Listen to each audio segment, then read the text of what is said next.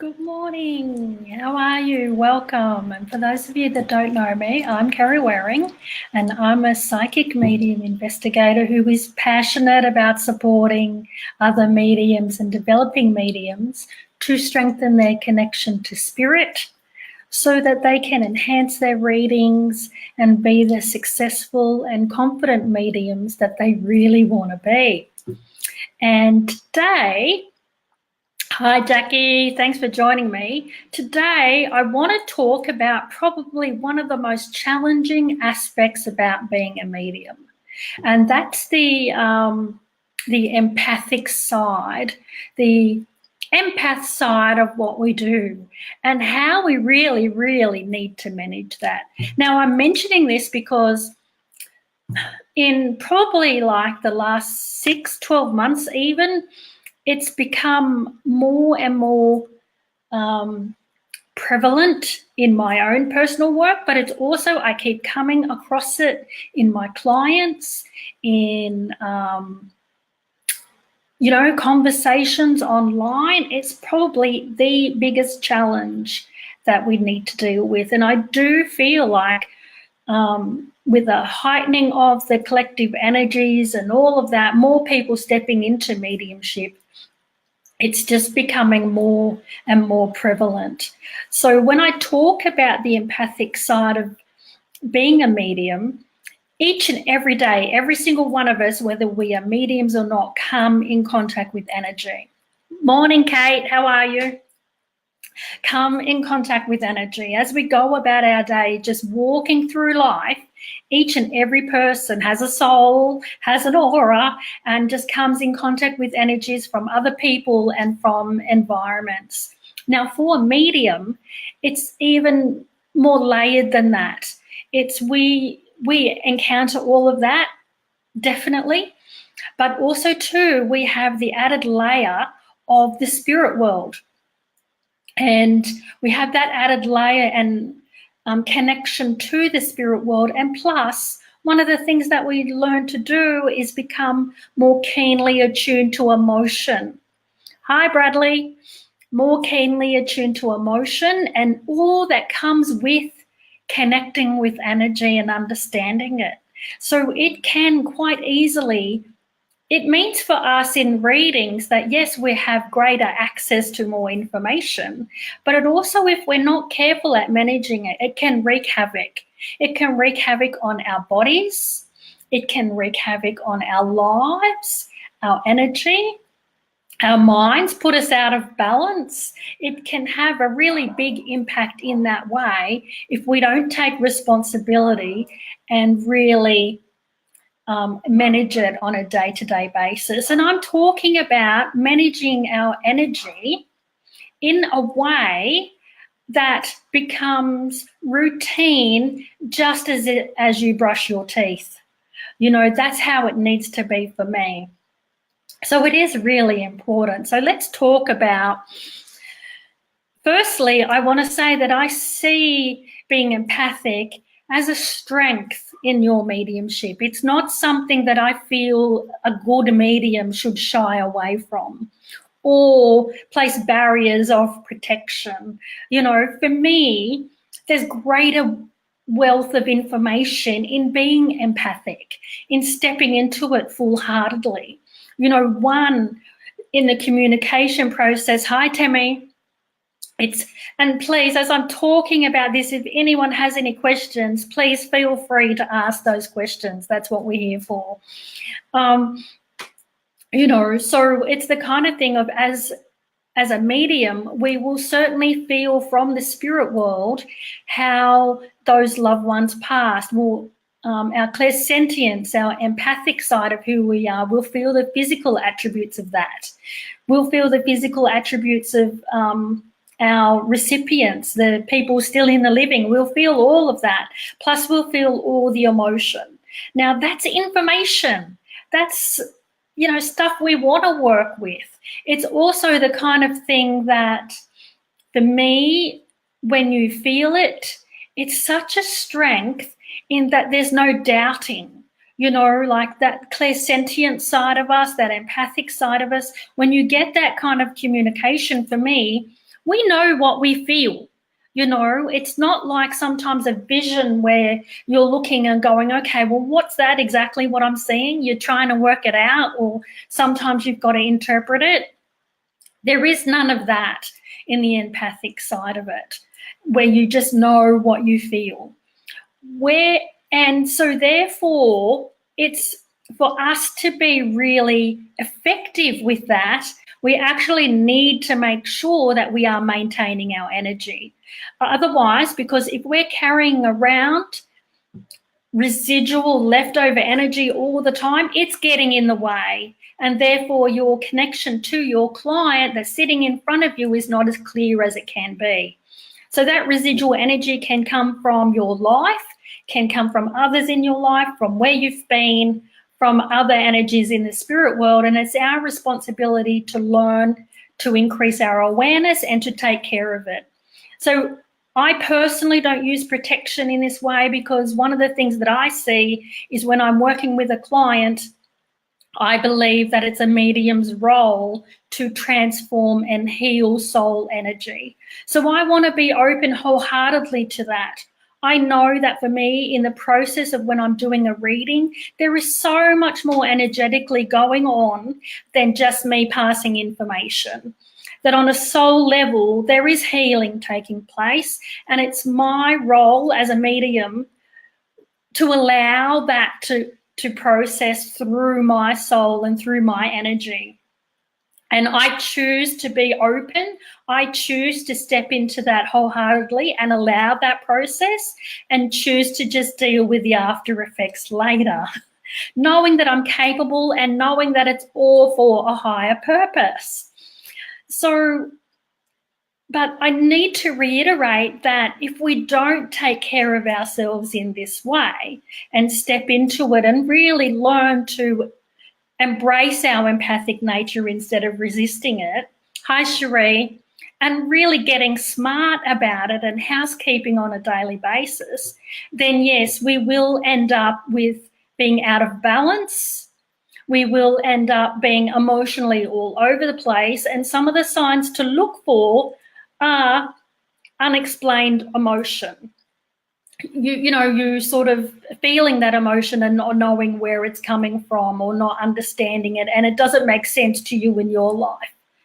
Overwhelm, just, like you might have been okay yesterday, but the next day you've woken up and you're just emotional overwhelm. Anything is pushing at you and you're not sure where it's coming from again.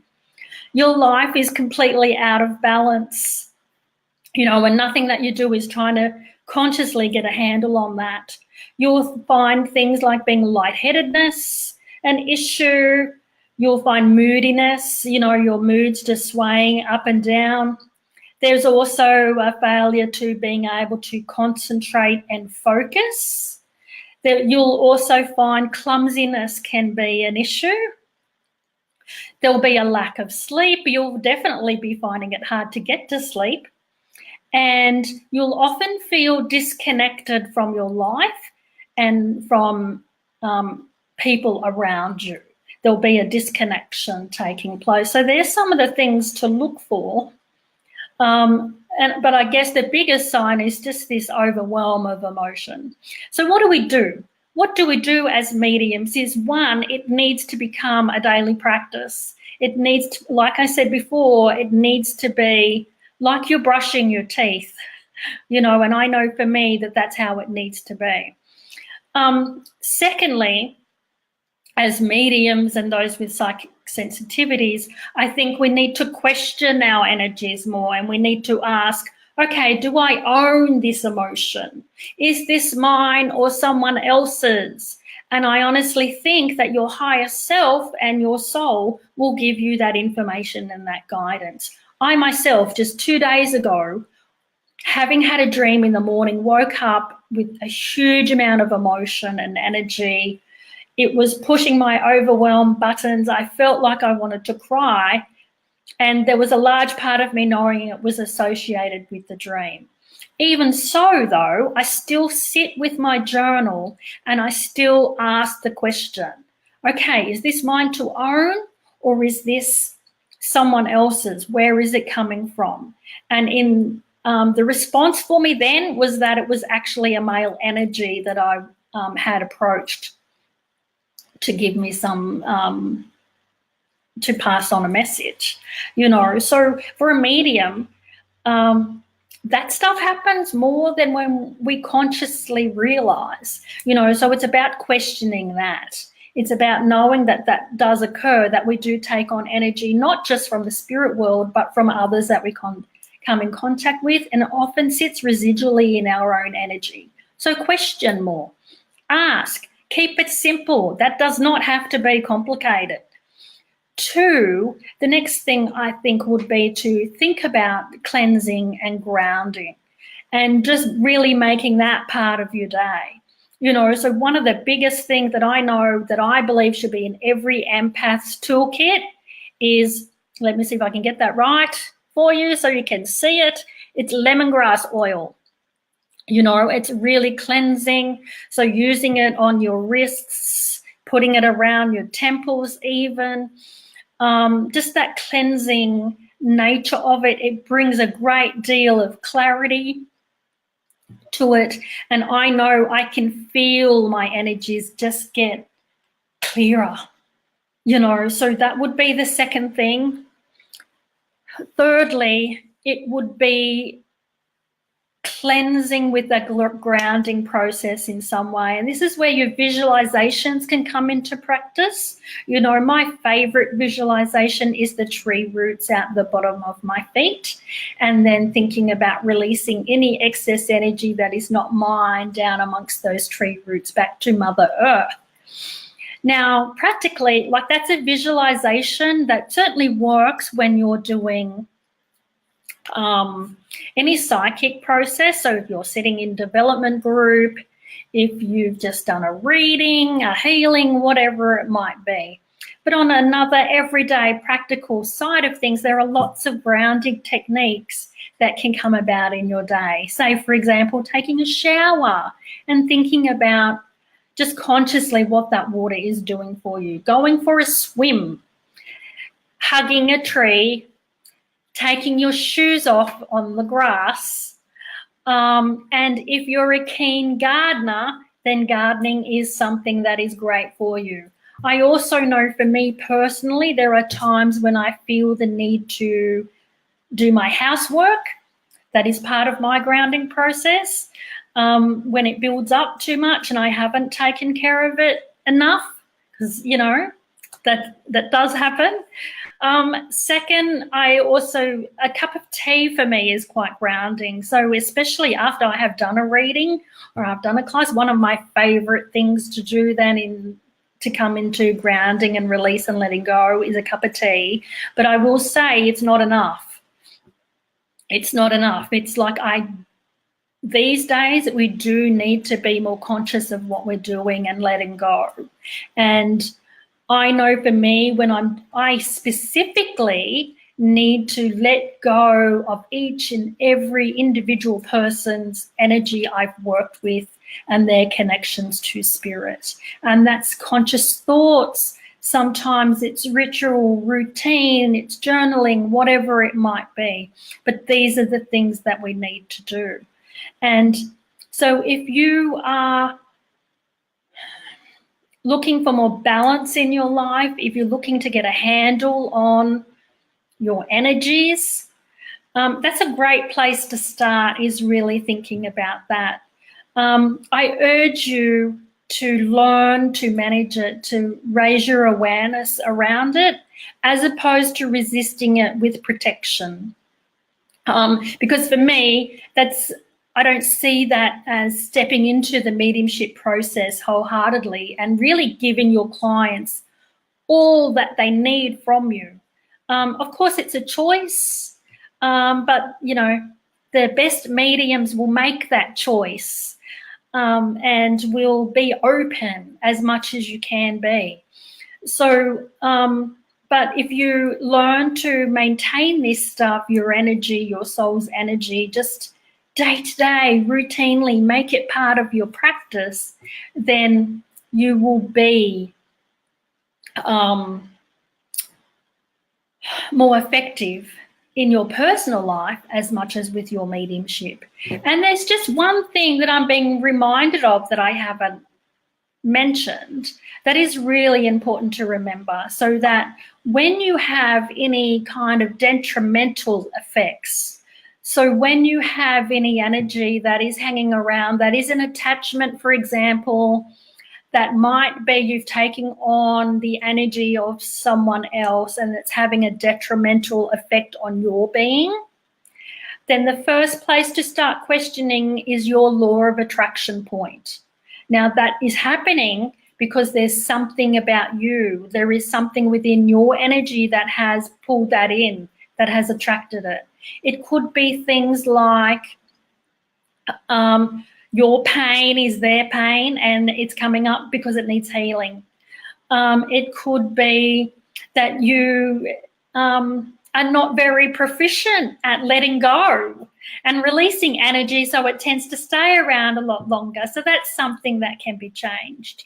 I know for me, if I have an energy attachment hanging around, I know it's because there's healing there somewhere. I'm still working out why the randoms I get have totally increased phenomenally over the last 6 months.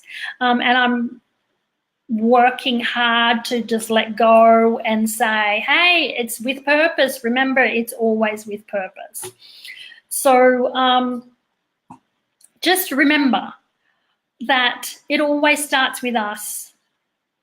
So Ali, this is what worries you.